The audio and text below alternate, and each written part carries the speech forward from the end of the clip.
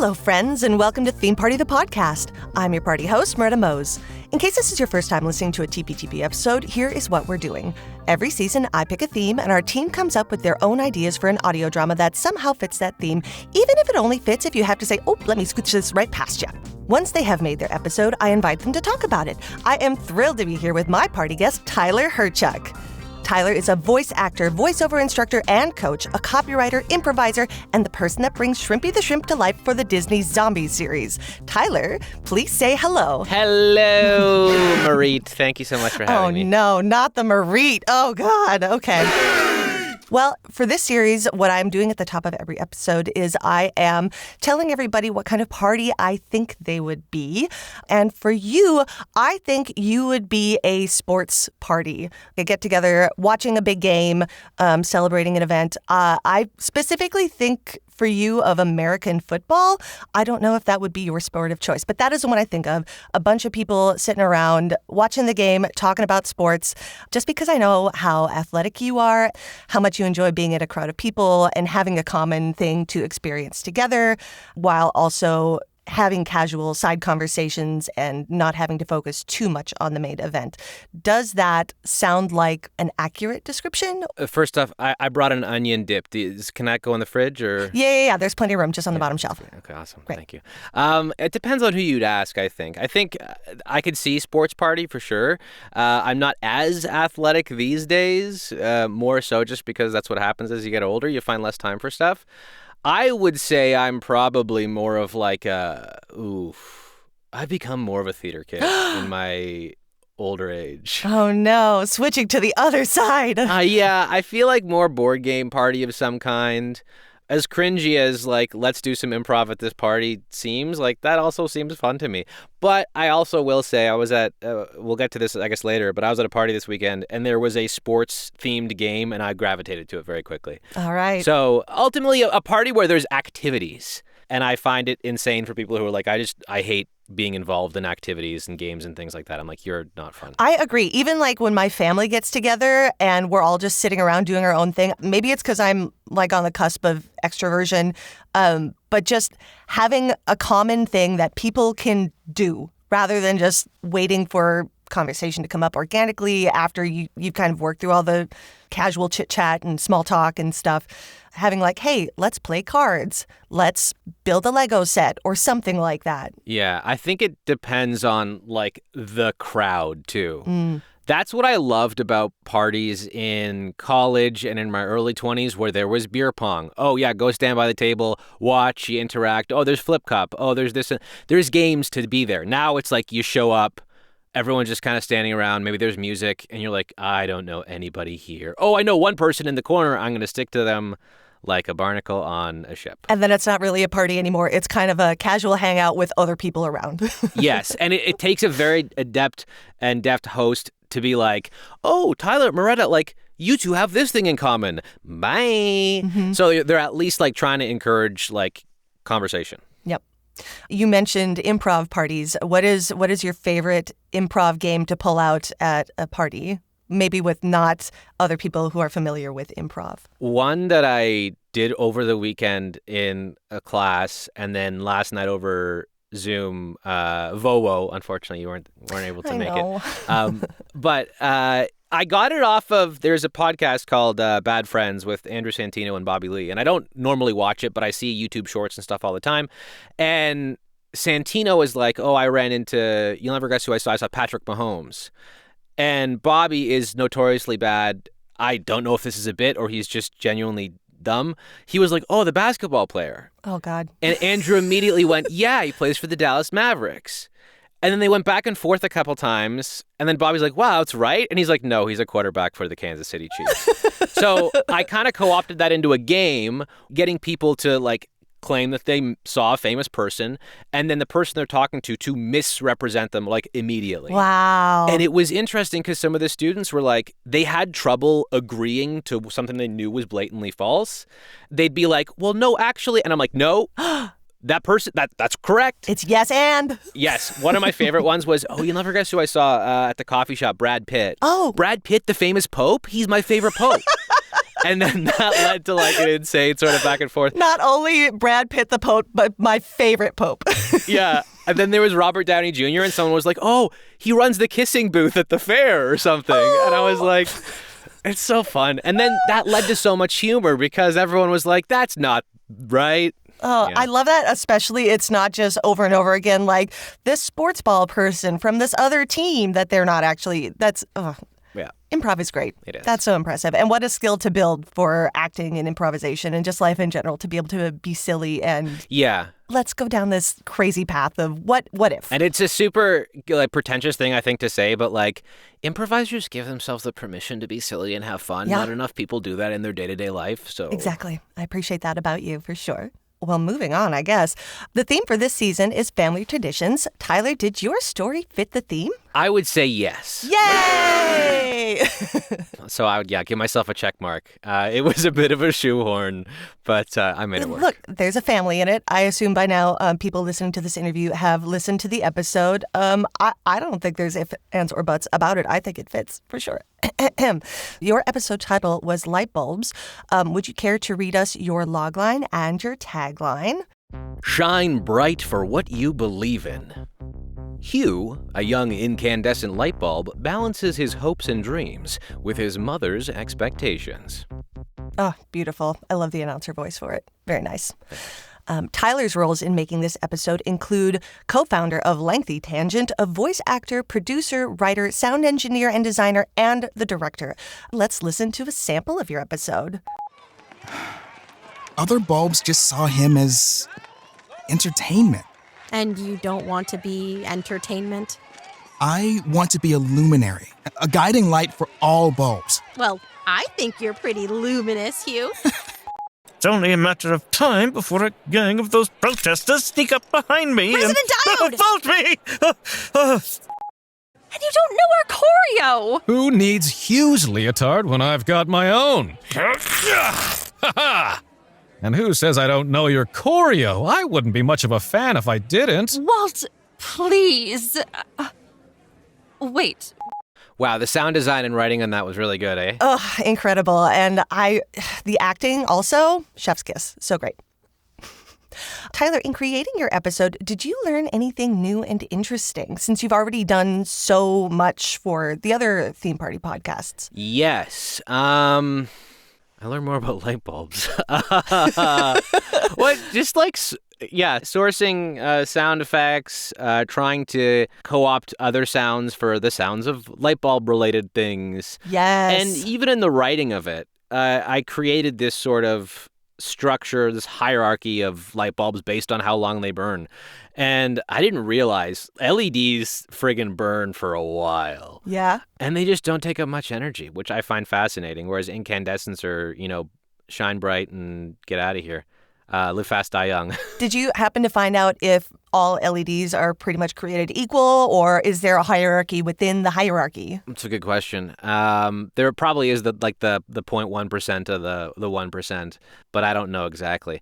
And I think part of it is also the century bulb. I want to say it's an incandescent, and it's been burning for over 100 years. Wow. There's only been, I think, 2 or 3 short outages, but that was out of the control. But they just replace stuff in it while it continues to burn, to my understanding. Oh. And that's not an LED. Yeah. Okay. So it's not a true, this one bulb, like a bulb in your house has been going on for that long. No. It sounds like they're kind of cheating a little bit. Yeah. But I also don't want to, I'm really bad at pulling stuff out of my ass in terms of facts and whatnot. So whoever knows more about light bulbs will be listening to this being like, this isn't about real light bulb facts. Sorry, guys. That's okay. That's what improvisation is for. We've established that you can pull things out of your ass that are not necessarily true, and that's okay. Yes. Did you learn anything interesting about podcasting at all from your roles? Not necessarily. And if not, that's fine. I'll cut this out. Yeah, no worries. I mean, I've been involved in a number of podcasts in the past. I had my own podcast for a short period. You did? I had 2. I had one where it may still be on Spotify somewhere. How am I just learning this? I think I called it 6 Degrees or 6 Degrees of Separation. It was a fun concept, but it was just time consuming. And I'm going to find this. I would press the random button on Wikipedia 6 different times to get 6 pages, and then I would connect each topic. Whoa. And so it would be ridiculous and crazy and silly, but also, I mean, kind of makes sense. And I did that in my parents' basement. This would have been like maybe 6-ish years ago. And then I did a podcast with a roommate during COVID called I Know Nothing, and we interviewed different folks to talk about an interesting thing that they might have done. We spoke to a comedian. We spoke to somebody who does acro and silks and stuff. We spoke to a professional karaoke singer. But this is all people in our network. Whoa. Yeah. A professional karaoke singer? Yeah. How does one make money as a karaoke singer? So it's a fine line, whereas if you make X amount of your income singing, you can't be involved in the karaoke process because like you're seen as like a ringer kind of thing. So it's people who don't sing professionally. That's part of it. Okay. And then you get judged based on the song you pick, based on the performance. Like, do you pick a song that's going to play well in the room, or do you pick like a popular radio song? You get judged based on like how you dress as well. Maybe there's a fun costume element too. And what was insane, my buddy, I'll medium dox him, Chris, he's also a voice actor, very good voice actor. And we had to record the podcast, I think, 3 times. Ugh. The first time, his computer crashed. No, I think it was only 2 times. The first time his computer crashed, and then the second time, he didn't wear headphones, so his mic picked up us talking through his computer speakers. Oh, no. And I'm like, dude, you're a voice actor. Come on. Oh, no. Chris, get it together. So we made it work. He was the only one who had a professional setup, and his sounded the worst of everybody else's. No. Love you, Chris. Well, lessons learned. Oh, my gosh. Yeah. If you were to continue that podcast, would there be a dream career to represent, to interview somebody for? I would just kind of go down the occupational list of stuff that truly intrigues me, stuff that I never would have thought, or preferably jobs that I'd never heard of. Yeah. Because I feel like the default, doctor, cop, teacher, whatever. Mm-hmm. But what makes a phlebotomist tick, Just that raw vampire urge to be around blood all the time, I guess. Apparently, yeah. Makes sense to me. For our listeners that might be interested in making their own podcast, do you have a software or a workshop that you attended or some equipment that you find to be the most useful? No. Yeah, I like to use my DAW of choice is Reaper. I very much enjoy that.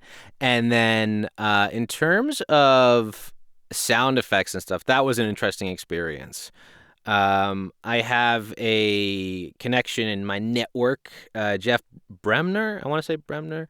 I got in touch with him about something VO related. I think he was involved in a podcast that I was interviewed on, and then he was impressed with my mic. Of course, I'm not using the mic, but Nick's 416. It's on my other setup. But he's like, oh, you have a 416. Sennheiser 416 gang. Yes. 416T. Same. Yep. T for Tyler. But Jeff was like, oh, that's a great mic. And I said, yeah, I know a guy from Japan, kind of sort of fell off the truck sort of situation. He's like, can you get me one? So I hooked him up. He felt like he owed me, so he gave me a link to like his, I want to say it's freesound.org account, and he's like, I put sound effects on there all the time. Like, you're more than welcome to use any of those. Wow. I used some of those, I think, in this somewhere. And then having cool friends who do stuff. So all of the music is from one of my best friends, Matt Ryman, who does just kind of music, hobby music on the side. And he was more than happy to throw down some stuff based on what I described. And then I think I used all of it. Wow. Throughout. Yeah. That is so cool. Yeah, that's one thing about voiceover and making podcasts, that the people that you meet in these industries and the way that you can incorporate the relationships you have outside of it really make the experience so much more rich. And I don't know where I would be personally without all of the people that I know through doing this. Yeah. No, I agree. It's very much a found community, and everyone loves getting involved, however much or however little they're able to, based on their bandwidth and their life. And having an outlet like this, I think, is really awesome. It's a bit different, I find, for me, because trying to find the time during the day to work on this, because after hours, I'm like, I've been doing this sort of thing all day. So that is a bit harder for me. Yep. But then I hear stories of Lindsay being like, I'm breastfeeding and, sound engineering. And I'm like, I guess so. I guess I should probably try a bit more. Anything for the job. Yeah, exactly. Relatable. Oh, boy. Lindsay, if you're listening, we appreciate you and all the work and time you put into making podcasts come to life. Thank you. Absolutely. Was there a podcast production role that you took on for the first time for this episode? And if so, how did it go? The closest thing might be directorial, but I think I've done everything in every facet of the podcast that I was involved in. I'd done a version of that prior. I equate the directorial sort of role to what I've been doing for years in our Discord, facilitating voiceover workouts and giving feedback and whatnot. So maybe formally directing. But that's all I can think of. I've written for years and years. That was my original job in voiceover, was copywriter in radio broadcasting. So that's not new. The sound design isn't new for me. Maybe more on this scale is a bit newer, but for the most part, yeah, I've done it, most of it before. Very cool. As far as how did it go, did you find anything with directing through Zoom to be, since you also do the improv stuff in person and you're around other actors in person, unlike some of us, do you find it more challenging to do direction and acting through Zoom versus in person, or is it just different and easier in other ways? I like the convenience of Zoom, and I like the fact that, it can connect people all over, and I don't think any of us really we're in the same city, let alone state, let alone province for recording this stuff. Actually, we have a bunch of New Yorkers, but so I prefer convenience from Zoom for that fact, but a couple weeks ago, I did an in-person podcast, more of an audio play, and that was really cool, getting to perform in the room with people and kind of pick up the vibes, it's feeling tense in here, or it's feeling really fun and silly, I'm going to play more. So I think they each have their own, strengths and merits. But, And I will say, too, that one thing that I struggled with a little bit was, because I wrote it and I directed it, this is something that I feel like I'm not alone with other creators who do the same sort of thing. Writing something and being like, well, duh, it means this. Yeah. And then the actor being like, so I thought... Or that line should sound like this. Yeah. Or the actor being like, well, I didn't get that. And I'm like, oh, crap. I guess they don't know that this is happening unless an actor explicitly says it or the scene direction is very clear. So writing... so it's very, very clear what's going on in the scene, or letting the sound design kind of play that out. So then if it wasn't picked up during the recording, trying to sound design something that makes it clear what's happening. Yeah. And as I said with Lindsay, just doing that with sound design without having a picture to go along with it or a video to go along with it or something. Finding the very specific sound that sounds not only like the thing you're trying to make it sound like, but also like it's in the space that you're trying to recreate is so tedious, first of all, to comb through the hours and hours and hours of sound library that are out there. I'm basically saying the same thing that you just said. I'm sorry, but... No need to apologize. I will say one thing that surprised me, and I'm sure we could put like an I will say counter in the corner of this video or podcast. I've said that at least half a dozen times now, and I'm refraining from saying it for this next part. Finding out how many sound effects of the actual thing doing the thing doesn't sound like the thing doing the thing. Mm-hmm. Like, I'm like, oh, I'll just get, 2 pieces of wood and I'll muck them together. Like, that's the sound of 2 pieces of wood. No, it's not. Yep. Right? Yep. Or, oh, this door doesn't sound like a door. Or, yeah, this piece of metal sounds not like a piece of metal. So that was interesting. Yeah. We were specifically looking for different ways to come up with sound of fabric interacting with an object. And there are so many different ways that fabric can sound. And if you have a specific object that they need to interact with, like, say, like a cup or something, what's a cup made out of? Does a cup have any resonance to it? It's lots of layers, and trying to get it sound just right. You can waste so much time trying to find the exact sound and still never find it. Yeah, that doesn't sound like velour. That sounds like a polyblend. Yeah. What? How rude. Yeah. Well, moving on to party questions. Tyler, could you briefly describe a party that you've been to that relates to this season's theme? Yeah. I was recently at a diaper party for a friend, an improv buddy. 50% of two guys with Fitbits. We perform as a duo from time to time. And we'll be performing in the Toronto World's biggest improv tournament in early 2026. Yeah. Excellent. Everybody check them out. Tyler is very funny. I don't know his other half, but Tyler is very funny. So you should go and seek out their content wherever you can. Thank you very much. Of course. And so he's expecting a child with his partner. And so it was a diaper party, which I think is a newer thing because it used to be, baby showers, maybe the husband or the dad would get taken out for a couple beers. So a diaper party is more inclusive for everybody can come and hang out. And I think it connects to the family tradition section because of the fact that we were celebrating family. Yeah. And literally making a family. Exactly. There was a diaper hole game, which sounds wrong, but it was cornhole with rolled up diapers as beanbags. Oh, that's funny. Super ingenious. And then there were 9 pictures. Gareth has a brother, and then the mom, Bessie, has 4 sisters. So there were 9 total baby pictures on the table, and it's like you had to identify who was who. Oh. And they threw in a couple randos, and of course, Gareth was the one with the ridiculous comb over that nobody thought it was him. Really? Oh, that's so funny. Yeah. And then they asked you to fill in a thing. What do you think the birth date will be? Because they had an estimate. And then what do you think the weight would be of the baby? So if you guess right, you win a prize. Ooh, exciting.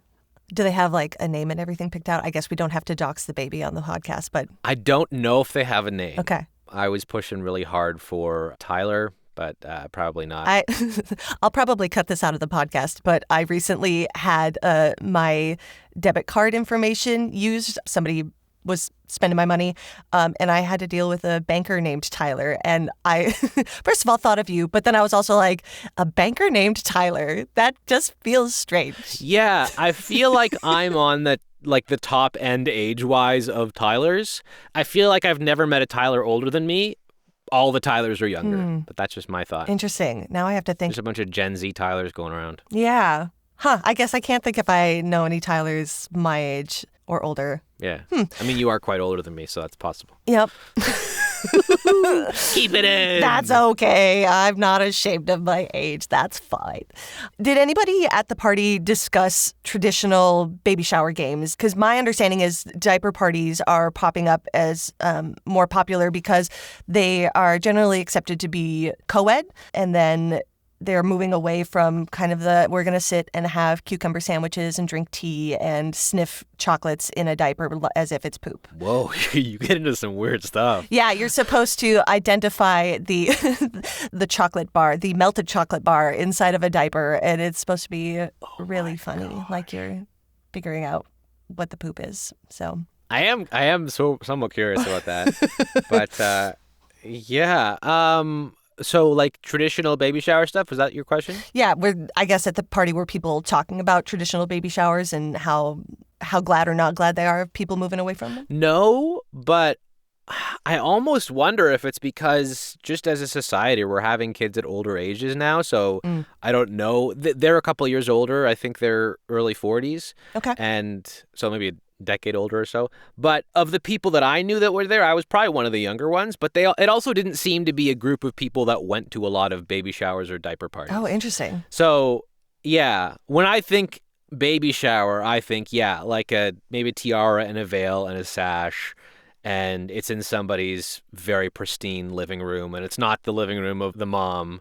And then, you just dote on the person. And maybe there's some, inappropriate stuff with diapers and chocolate and whatever else. Yep. What is the most memorable party that you've been to? So I lived in, you can cut this down for time too if you want. I lived in Australia for 2 years, and I moved to Melbourne, Australia, and there was a Facebook group, this is 10-ish years ago, that connected backpackers who were looking for places to stay and, find share houses, whatever. There was a post from this Japanese woman, and she was like, hey, I'm new to the city, blah, blah, blah. And so I liked it and I commented on it for visibility. I'm like, I'm just going through and being friendly. And she DMs me and she's like, hi, you seem nice. I would be happy to share a space with you. And I'm like, stranger danger, dude. Like, Yeah. I just liked your post. What are you doing? And that was foreshadowing because she's like a quokka, just like walking up to predators, just being like, oh, friends, your friend James, friends. So anyways, it's not going to work out because she went to a share house and then she's like, oh, Tyler, this place is great. Like, come check it out with me. It's awesome, like super friendly. There's free food. And I was like, okay. So we go there and it's this older guy. He insists on hugging us. And I'm like, this is a weird start. He's showing us around. The bedrooms are pretty big, but they're also divided by curtains to make more space for more people. I'm like, I don't love that. There was one inside bathroom. In Australia, it's very common to have an outside bathroom, like an outhouse, just for space-wise. Okay. So he's saying that there were 6 or 7 people there. They had chickens and ducks outside. He was contemplating making a hot tub and like having people help out.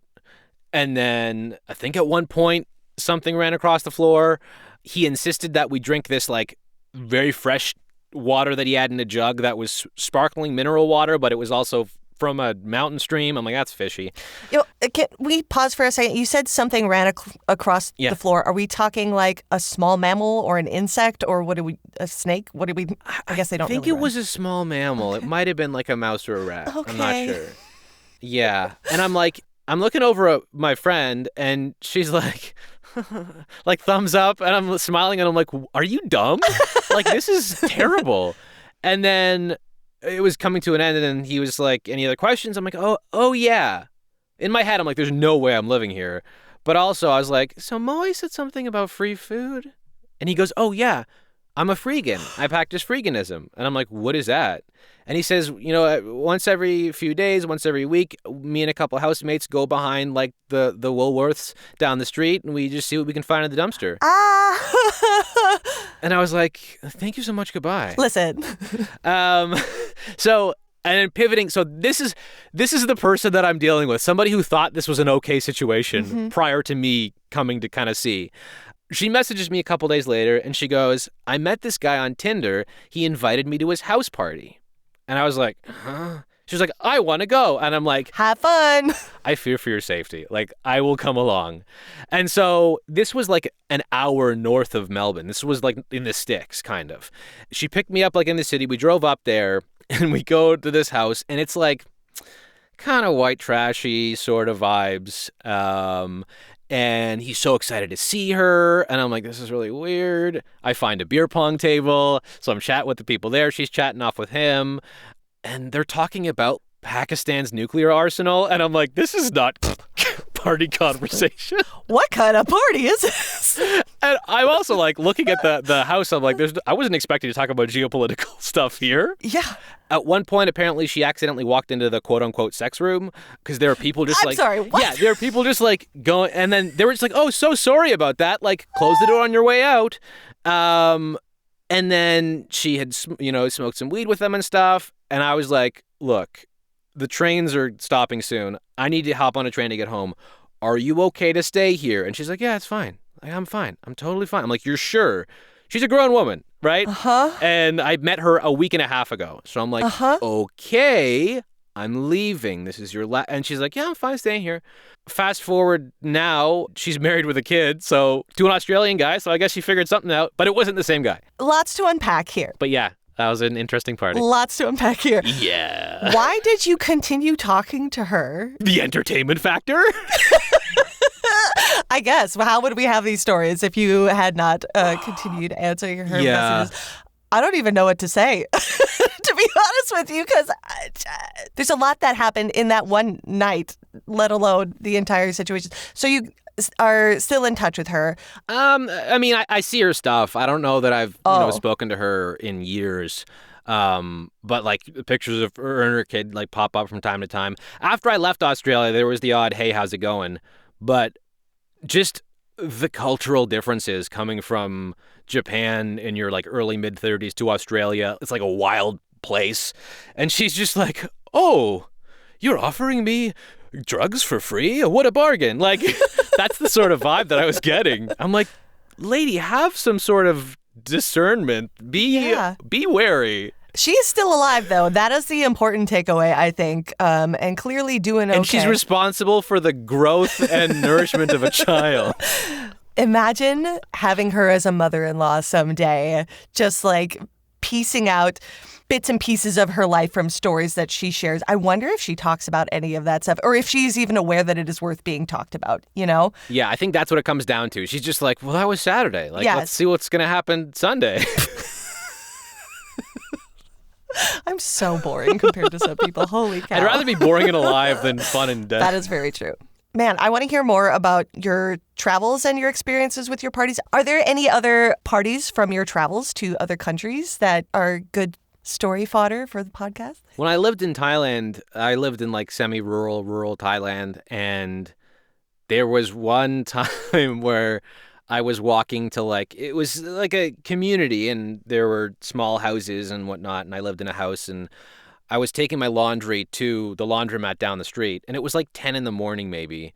And these guys were all outside drinking. And I'm like, cool. And they're like, come drink. And I was like, I'm doing laundry. I waited for it on the way back. They're like, come drink. I'm like, let me put the laundry away first. And these guys had been drinking since the night before. Guys were already passed out at like 10:30 in the morning. Well, you're not going to start drinking at 10 o'clock in the morning, obviously, Tyler. That's true. And then my friends came who was like my neighbor, also from Canada. It just so happened that we got placed in the same town. So we're drinking with them. And then one guy's like, you guys like karaoke? Like, we'll go to this place that I know that has karaoke. And we're like, okay. We get in the car and that was an interesting experience. He had like a ball of sticky rice on the dashboard. What? That sounds like a racist stereotype. It actually, he had a ball of sticky rice on the dashboard. That's not a euphemism for anything. Sure. Just rolling around. And he was passing people. It's kind of country roads. We get to this place and it's like a pretty nice big house on some property.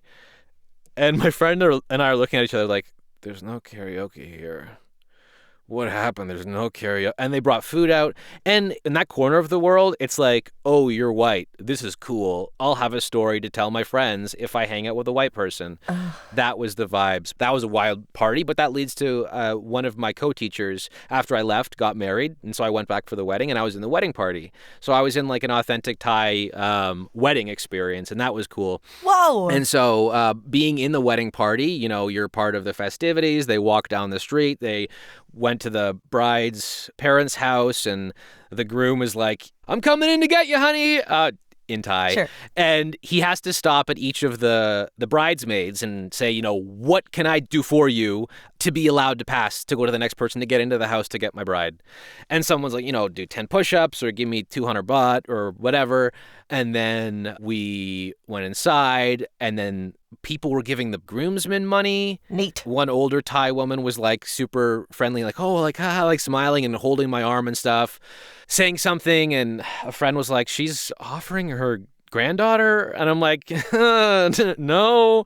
And so that was a cool experience, just being a part of the wedding. And then, of course, there was karaoke at the reception. And I was also invited to another wedding that I didn't go to because I didn't know the person. They were just a teacher and they invited all the teachers at the school. Oh. And in Thai, they have Thai names and they have anglicized names, but they usually pick their anglicized names. Sure. So I have, I think on my corkboard outside, I have the wedding invitation and it says the name of the couple, the bride and groom, their names were Nut and Top. Oh. Because they chose those names. Yeah. Did you at all ask them why they chose those names or did they just Nope.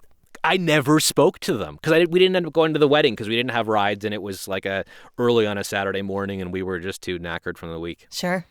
Wow. Yeah. Well, it was a long journey to get here, but we're at the end of the episode. Tyler, it's been a pleasure chatting with you. Before we go, could you please tell the people what you're promoting or celebrating right now? I'm promoting work-life balance. I love that for you. Yeah. Sometimes I take too much advantage of the work-life balance and the life part versus the work part. But take some time to enjoy things that you like in life. Not everything's work, work, work. Don't live to work, work to live. I think that's the right order of operations for that. And then, yeah, listen to Theme Party, listen to The Collection of Moira Graves, listen to the first season of Peculiar Radio because we're working on season 2. I've just dated this episode as well by saying that. That's okay. And follow me on Instagram at Tyler Hyrchuk VO. Watch the Disney zombie movies, only Zombies 2 and Zombies 3. Those are the only ones I'm in. They did not fly me to New Zealand to be in Zombies 4. Rude. I don't think Shrimpy was in Zombies 1. Also, Shrimpy connection here. Merete is the wonderful creator of my Shrimpy plush that is on my bookcase outside. Exquisitely made. Yes, I needle felted a Shrimpy for Tyler. You did. Yes, it was beautiful.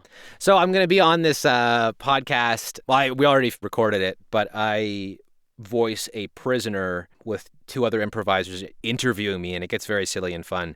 And it's called Ravanta's Most Dangerous Prisoners. Ravanta's Most Dangerous Prisoners. Okay. Yeah. I don't know when the episode's coming out, but they were very interested to see me playing a inanimate object turned animate. I think I said I was a bar rag and I was bitten by like a alcohol, like somebody with alcoholism or something.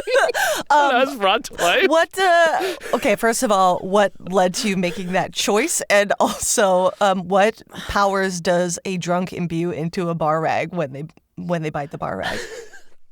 Just life, it seems. Okay. I have an affinity for inanimate objects, hence writing a whole episode about light bulbs. Sure. Yeah, I think I was just a bar rag and I spoke like this. I didn't have any powers. Oh, I just sopped stuff up. You spill something, I just sopped it up. Wow. And I rang it. Oh, and so what happened was I was in jail because I got caught bootlegging because I was purposefully causing patrons to drop their alcohol, and I would sop it up and I would wring it out over a barrel, and then I would sell just the dregs to make money. At the very least, it is very ingenious. It was wild. Speaking of yes-anding, holy cow, good job. Thank you. I really like your promoting of work-life balance. Is there a reason in particular that you recently have been focusing more on working to live rather than living to work? I think it's kind of more cause and effect. The work that I've been getting earlier in my career as a voiceover artist and voice actor, I was auditioning a ton, 1,500 times a year maybe. I've cut that in half now. And because I'm very fortunate in that I have repeat clients and I have work coming to me, I'm not as focused on bringing in more clients. And because that's so much of being a voice actor is auditioning and, marketing and finding leads and stuff. Mm-hmm. Yeah, I've just kind of reassessed what I need to do to continue to make money. And the fact that I'm teaching, a few times a week as well is helpful. I'm narrating more audiobooks now. So, and we just recently moved at the beginning of the summer, so there's more stuff to do around the house as well. I will add on to your promo that Tyler is the T in LTM. So if you happen to stumble across LTM and you're interested in participating in Tyler's voiceover workout, or if workshops come up, or if you have any questions about voiceover or setting up a booth or equipment or software, that Discord server is the place to go, I would say. Yes. And if you have any VO questions that you want answered, the Discord is place one. I'm happy to also chat about that too. I usually give everybody at least 15 minutes on a Zoom call to talk about voiceover. I find people on Reddit all the time, and some of those have turned into students that I've been coaching on a semi-regular basis. And so if you're looking to find out more about VO, you want to get coached, you want to chat and whatever, hit me up. Yay. Yay. I will also add this podcast is not sponsored by Zoom. Use whatever video chat service you prefer. That is just common parlance, I feel, so just wanted to point that out. Anyway. Recording in progress. Oh, no. Tyler, where can people find you? Outside of Toronto. Tyler Hyrchuk VO on Instagram. Hyrchuk. At my website, tylerhyrchuk.ca. On Reddit, I will not dox myself, but it's pretty easy to figure out who I am. If you go through the voice acting subreddit for a little bit, you'll figure it out. Outside of that, I don't really... Oh, and LinkedIn, Tyler Hyrchuk. But outside of that, I don't really do any other social medias. IMDb, but that's pretty bland. Also, you're not really responding to people through IMDb, so. No, but if you want to hire me for something, go right ahead. Hey, hire Tyler. Just don't scam me. Oh, no. Yeah. That's for the next podcast. Don't get scammed, everybody. It's sad. Yeah. Well, that just leaves me to thank Tyler for coming to my theme party. Thank you also to Bad Machine for making our show's music, and to Alyssa Esteban for our show art and for story development. Another huge thank you to Tyler and everyone else involved in making Lightbulbs. If you want to learn more about the episode and all of our shows, you can visit our website, lengthytangent.com. We've also got a Patreon page for everything from Lengthy Tangent, so pop on over there and see what we've got to offer. Be sure to follow us on social media, subscribe so you don't miss an episode, and rate and review if you've enjoyed the show. Our next episode will be Monster F***er by Jada Mendoza. It's a story set in a fantasy world with complicated family dynamics. Once again, our theme for this season has been Family Traditions. I've been Merete Mohs, and this has been an interview episode of Theme Party, the podcast. Celebrate creativity.